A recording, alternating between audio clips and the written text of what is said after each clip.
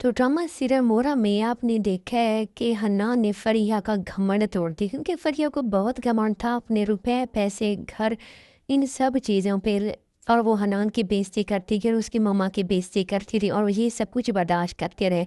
लेकिन कब तक हनान बेचारा ये सब कुछ बर्दाश्त करता? आखिर एक ना एक दिन तो उसने ये सब कुछ छोड़कर जाना ही था ना। कि इज़्ज़त नफ्स का सवाल है और कोई बर्दाश्त नहीं कर सकता कि कोई उसकी इज़्ज़त में बात करे। तो फरिया को छोड़ के हनान अपनी मम्मा को लेके घर आ जाता है। तो देखते हैं कि फरिया का भाई आ जाता है और फरिया का भाई उससे कहता है कि तुम हाथी हुई जैसी मेरी बहन जो है ज़िंदगी और मौत की जंग लड़ रही है। तो हनान कहता है कि ज़बान संभाल के बात करो, ये सब कुछ किया दारा उसी का है, हमने कुछ नहीं किया और तुम्हारी बहन को पैसे का गरूर था जो मैं सब कुछ छोड़ के आ गया हूँ।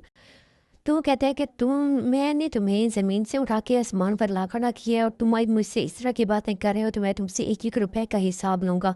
हनान कहता है कि किस बात का हिसाब तुम लेना चाहते हो? तो पहले इन सब चीज़ों का भी हिसाब दो जो वहाँ मैंने और मेरी माँ ने रह के बेइज्जती सुनी है, सबकी ताने सुने हैं।